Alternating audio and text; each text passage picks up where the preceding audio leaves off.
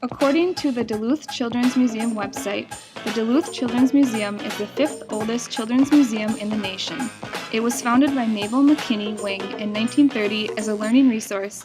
It was initially housed in an unused classroom furnished with orange crates and a few stuffed birds.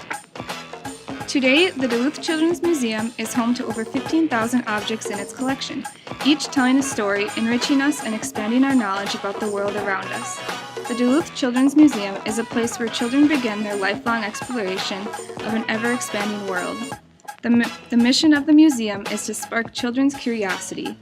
In all of its creative and educational activities, the museum respects the sense of play in children and adults, encourages cooperative and intergenerational play, affirms diversity and an appreciation of differences, brings children and families together to encounter new ideas and learning, engages imagination, intellect, emotions, and senses in play and learning, and actively maintains a multicultural collection as a learning resource. The mission statement and goals of the Duluth Children's Museum align with what we have learned in our Education in Modern Society class. In this class, we have closely examined the work of 3 authors and their thoughts on education in modern society.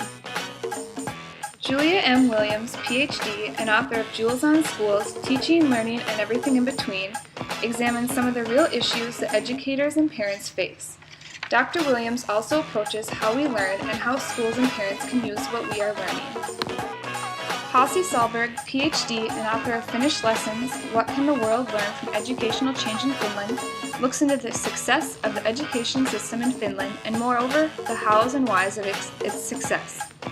Roger Schenk, Ph.D., author of The Teaching Minds, How Cognitive Science Can Save Our Schools, takes a new approach to the education systems, claiming that subject-based learning is not the answer. Instead, Dr. Schenk is an advocate for cognitive science, for diagnosis, thinking, and analysis-based learning. Together, the ideas of these 3 authors are a great example of how an educational organization such as the Duluth Children's Museum is succeeding, is growing, and is constantly learning. Throughout our Education in Modern Society class, we have highlighted passages from these 3 authors that held significant value to us and to the educational world. In Falls, Leaps, and Atomic Theory, Dr. Williams says that one could look at teachers categorically and quotes Edward Pajak from his book Honoring Diverse Teaching Styles, A Guide for Supervisors, Knowing Teachers, Caring Teachers, Inventing Teachers, and Inspiring Teachers. In Stitches, Dr. Williams points out that we have all had that singular moment in our life that we knew we were something, when our understanding changed, that we have all experienced that singularity. Dr. Sahlberg writes that both teacher education and curriculum in Finland have a strong focus on problem solving, thereby linking the lessons to the real world of students. Dr. Schenk says that you can't teach students to do diagnosis in the absence of an acknowledgement of their real interests and goals independent of context. Dr. Sahlberg states, the 4th way is a way of inspiration and innovation, of responsibility and sustainability. These 5 major themes from our class can be seen at the Duluth Children's Museum. We will discuss where the Children's Museum is succeeding in these areas and what they can do to grow within these areas. The Duluth Children's Museum ties together the excellence of all 3 academic sources that were covered in UMD's Education in Modern Society class. The magnificent educational ideas brought forth from this organization is what makes the Duluth Children's Museum a fun learning experience for both children and adults. Williams referenced a quote by Pajak that explained that there are 5 types of teachers: knowing, caring, inventing, and inspiring teachers. The Duluth Children's Museum has all 4 of these teachers wrapped up into one big building. The exhibits in this museum are overflowing with the knowledge that kids need and want to know. Through this, children are experiencing knowing teachers. Second, each and every worker involved in the organization is working for the good of the children, teachers, and families who walk through the door. Each of these workers portrays caring teachers. By mentally absorbing the innovative atmosphere that exists within the museum, it is almost impossible not to feel the need to invent something on your own. The exhibits trigger the youthful imaginations in each child that inspire them to engage in broad areas of learning. This combines inventing teachers and inspiring teachers into one. Williams also speaks about singularities and the impact they have on the lives of children. The workers and volunteers at the Duluth Children's Museum make it a point to show love and kindness through their work with intentions that someday, somehow, they can make a difference in the life of a child. Stated in the museum's mission statement, they aim to spark the children's curiosity. This act of sincerity towards a child's future shows the effort put forth by the volunteers and works to create singularities within a youth's life. This museum can also be linked to a lesson taught through Salberg. Salberg preaches that science must be linked to the real world. Schenck also advises that the curriculum that is being taught correlates with the interests of the child.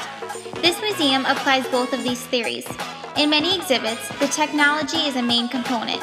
This technology allows students to better understand and more easily learn the science before their eyes. In today's generation, technology is also a large interest among folks of all ages. By combining the element of technology to the element of scientific learning throughout the world today, the Duluth Children's Museum has implicated both lessons taught by Salberg and Schenck.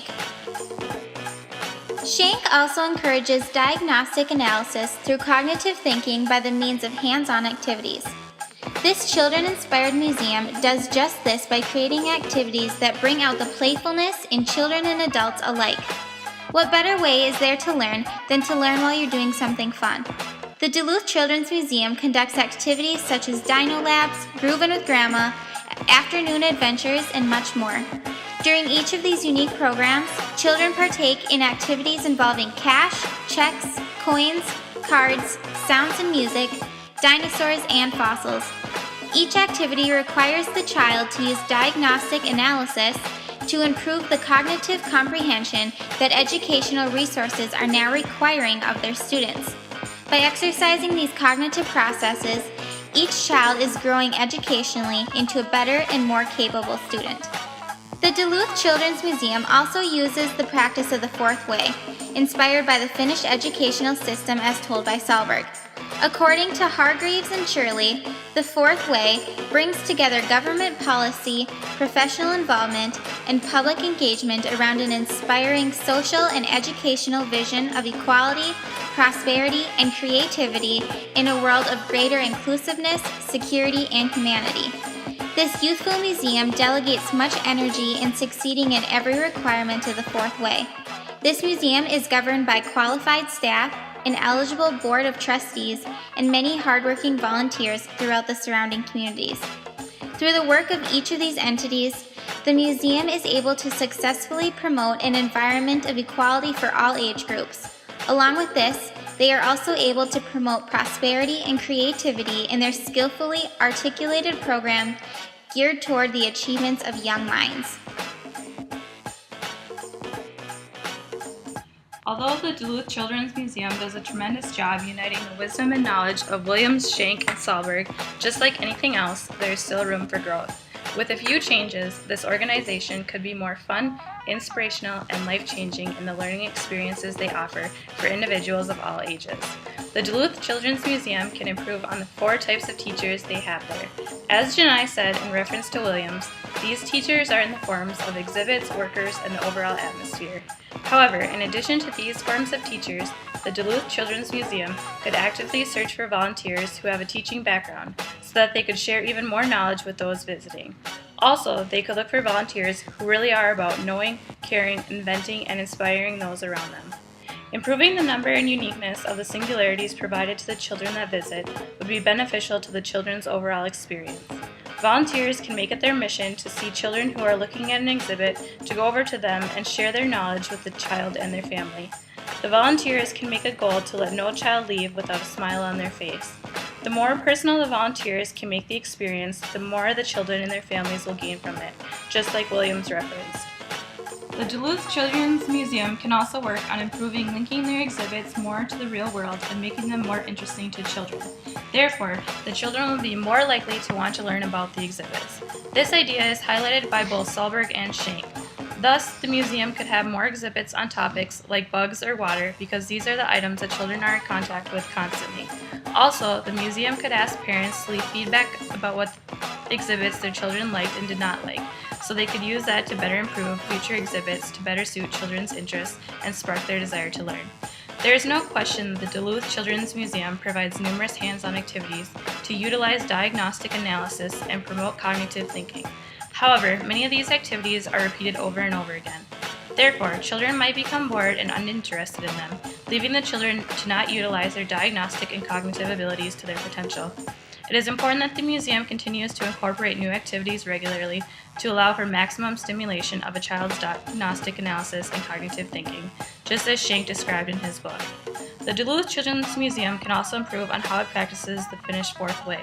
The museum could work on putting more emphasis on having professional involvement through the use of more program assistants with educational and science backgrounds.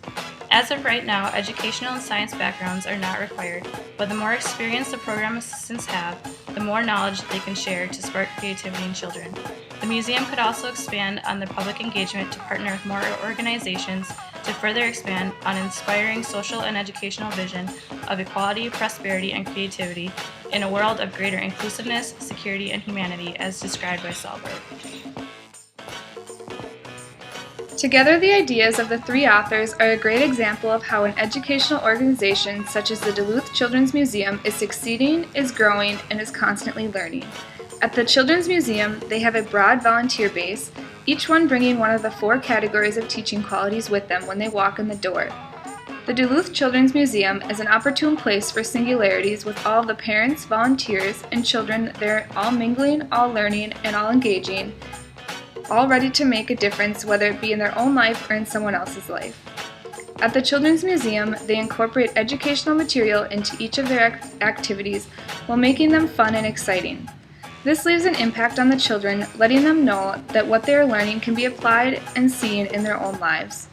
The Children's Museum encourages diagnostic thinking through hands-on activities, which encourages children to remain interested in the activities outside of the museum. They want children to be inspired and to learn new things that they can take with them when they leave the museum. The highlighted passages allowed for the analysis on how the organization is succeeding and what it could do to grow. For more exploration of our 5 big ideas, check out the 3 books mentioned at the beginning. Also, for more information about the Duluth Children's Museum and how you can get involved, visit their website.